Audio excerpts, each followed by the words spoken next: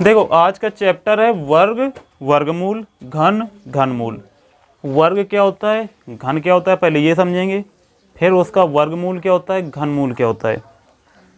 तो सबसे पहले हम समझते हैं कि वर्ग होता क्या है। अगर मैं तुमसे पूछूं कि 2 का वर्ग कितना होता है, ऐसे लिखते हैं वर्ग, वर्ग को 2 के ऊपर 2, 2 का वर्ग कितना होता है, तो 2 का वर्ग लिख दिया हमने 4। 3 का लिखें तो 3 का वर्ग कितना होता है, 9 होता है, 3 का वर्ग 9। लेकिन ये होता कैसे है, अब इसको समझना है हमको। तो देखो वर्ग किसे कहते हैं, वर्ग कहते हैं जिसकी चारों भुजाएं कैसी हों, समान हो, जिसकी चारों भुजाएं समान हो उसे कहते हैं हम वर्ग। अब देखो मान लो ये वर्ग है, इसकी चारों भुजाएं समान है, ये कितने मीटर का है, 2 मीटर का। तो 2 मीटर की ये रेखा है तो 2 मीटर की ये भी होगी, 2 मीटर की ये भी होगी और 2 मीटर की ये भी होगी।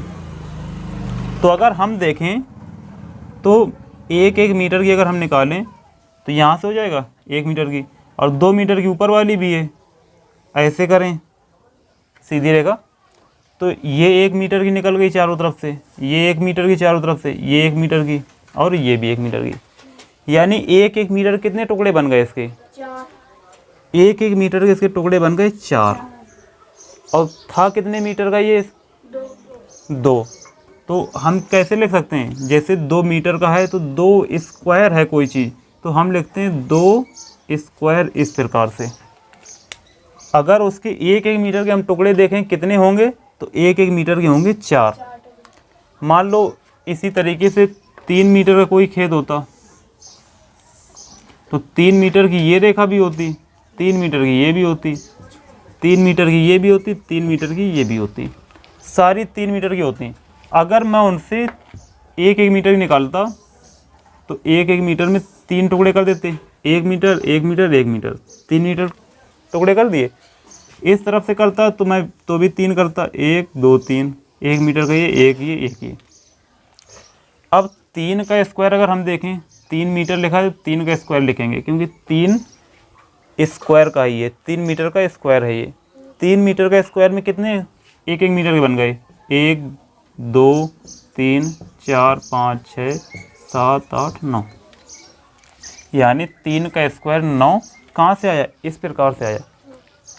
स्क्वायर कहीं और से नहीं बना है, स्क्वायर हम ज़मीन नापने में यूज करते हैं, कोई भी चीज़ को मेजर करने के लिए, नापने के लिए यूज करते हैं ना, तो स्क्वायर इसीलिए करते हैं ज़मीन का यूज। 8 स्क्वायर फीट है, 15 स्क्वायर फीट है, इसीलिए बोलते हैं स्क्वायर फीट का मतलब कि उसके अंदर है तो स्क्वायर में, लेकिन उसके टुकड़े कितने हैं, 1 मीटर के या 1 फीट के, उन टुकड़ों को नापते हैं। अब बात करते हैं घन की, कि वर्ग हो गया। अब घन क्या होता है, अब घन का मतलब होता है किसी संख्या पर उसकी घात 3 होना। 6 है, छोटे से लेते हैं, 2 है, अगर 2 का घन 3 देखेंगे तो इसका मतलब क्या हुआ कि इसकी लंबाई 2 मीटर है, इसकी चौड़ाई भी 2 मीटर है और इसकी ऊंचाई भी कितनी है, 2 मीटर है। इसे कहते हैं हम घन। यानी उसमें केवल लंबाई चौड़ाई दी जाती है, वर्ग में केवल लंबाई, कितना लंबा है इतना चौड़ा है। इसमें लंबाई चौड़ाई के अलावा एक चीज़ और क्या दी जाती है कि ऊंचाई कितनी है। जैसे मान लो कि 2 मीटर का ये बॉक्स है,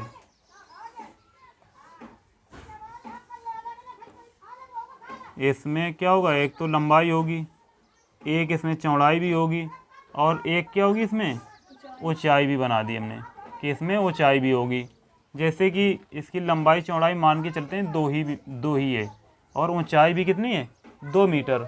क्यूब जानते हो, क्यूब किसे कहते हैं, रूबिक्स क्यूब होता है जो सॉल्व किया जाता है, सेम उसकी लंबाई चौड़ाई ऊंचाई सब बराबर होती है। उसी तरीके से उसमें 3 होते हैं। अब हम इसमें केवल देखते हैं 2 टुकड़े, कि अगर इसकी लंबाई चौड़ाई 2 है तो इधर से नापेंगे इधर से नापेंगे, है ना। तो लंबाई और चौड़ाई में 2 का स्क्वायर निकला 4, और उसके बाद में क्या होगा, एक ऐसे आई होगी लाइन, एक लाइन इसमें मिली होगी, एक इसमें यहाँ बीच से मिली होगी और एक ये गई होगी इस प्रकार से। इसके बाद में ये जो लाइन आई है इसने ऐसे काटा होगा, ऐसे काटा होगा, एक लाइन जो आई है उसने भी ऐसे काटा होगा और नीचे तक गई होगी ऐसे।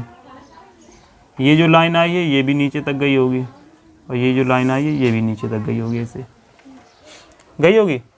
तो अब अगर देखें अगर हम इसको, तो इसमें कितने लेयर होंगी, कितने टुकड़े होंगे। तो 2 में अगर निकालेंगे हम तो ऊंचाई के 2 टुकड़े निकलेंगे, एक लेयर, एक बीच की लेयर निकलेगी। तो इसमें से क्या निकलेगा, 4 ऊपर 4 नीचे, 1 2 3 4 ऊपर होंगे, 4 नीचे तरफ होंगे। तो 4 4 कितने होंगे, 8, यानी 2 के कितने हैं। अगर हम इसको करेंगे 2 मीटर है तो 2 मीटर चौड़ाई भी है और ऊंचाई भी 2 मीटर है। तो तीनों का गुणा करके लिखते हैं हम। अगर 2 है तो 2 गुणा 2 गुणा 2, यानी 2 की घात हम लिखते हैं इसमें 3, जो कैसा होता है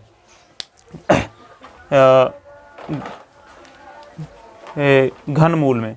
तो घन में क्या करते हैं, घात 3 लिखते हैं, यानी इसकी लंबाई एक जो 3 है, 2 3 बार लिखा गया, एक तो लंबाई को हो जाएगा, एक इसकी चौड़ाई के लिए है और एक इसकी हाइट के लिए, ऊंचाई के लिए।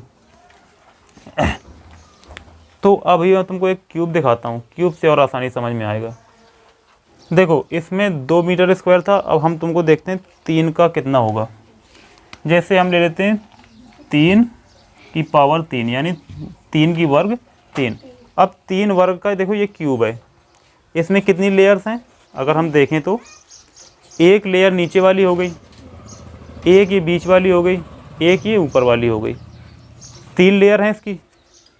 और इसकी अगर देखें हम तो लंबाई और चौड़ाई, लंबाई चौड़ाई कितनी है, 1 2 3, चौड़ाई कितनी 1 2 3, ऊंचाई कितनी है 1 2 3, लंबाई चौड़ाई ऊंचाई सब बराबर है। तो ये क्या है, एक घन है, लेकिन कितने का घन है, ये 3 का घन है। तो 3 का घन का मतलब क्या हुआ, 3 लंबाई 3 चौड़ाई 3 ऊंचाई। इन सबको अगर हम देखेंगे तो कितना आएगा, 3 त्रिका 9, 9 तिया 27, इसका आंसर निकल कर आएगा 27। तो क्या अगर हम इसके एक एक टुकड़े देखें तो क्या ये 27 हैं, अगर हैं तो ये फिर स्क्वायर सही है। तो इसकी 3 लेयर हैं और तीनों लेयर में लंबाई चौड़ाई ऊंचाई सब बराबर है। अब हम देखते हैं एक लेयर में कितने हैं। एक लेयर में अगर हम गिनती करेंगे तो 1 2 3 4 5 6 7 8 9।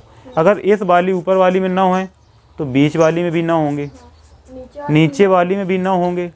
तो 9 9 दूनी 18, 9 तिया 27। यानी अब क्यूब से समझ में आया तुमको कि क्यूब बनता कैसे, वर्ग कैसे बनता है। वर्ग बनता है जिसकी केवल लंबाई और चौड़ाई हो। जैसे ज़मीन की केवल हम लंबाई और चौड़ाई देखते हैं, इसमें ऊंचाई देखते नहीं हैं। तुम्हारी ज़मीन कितनी ऊंची है, केवल उसमें लंबाई चौड़ाई देख के ख़रीदते हैं हम। लेकिन अगर हमें कोई और चीज़ ख़रीदनी हो, जैसे बर्फ़ लोग ख़रीदते हैं, स्क्वायर सिल्ली मिलती है ना बर्फ़ की, तो उसमें देखते हैं। और कई चीज़ें होती हैं जो क्यूब के रूप में ख़रीदी जाती हैं। तो क्यूब में क्या होता है, इसमें लंबाई भी देखते हैं, चौड़ाई भी देखते हैं और ऊंचाई भी देखते हैं। इसे कहते हैं क्यूब। इसमें गुणा 3 हो जाता है, यानी घातें 3 लग जाती हैं। सेम संख्या, अगर 5 का क्यूब निकालेंगे तो 5 गुणा 5 गुणा 5 होगा, 5 की पावर 3 आएगी। 10 का इस क्यूब निकालेंगे तो 10 का निकलेगा। क्यूब का मतलब होता है घन। और वर्ग में 8 का वर्ग निकालना है तो 8 लंबाई 8 चौड़ाई, ये होता है।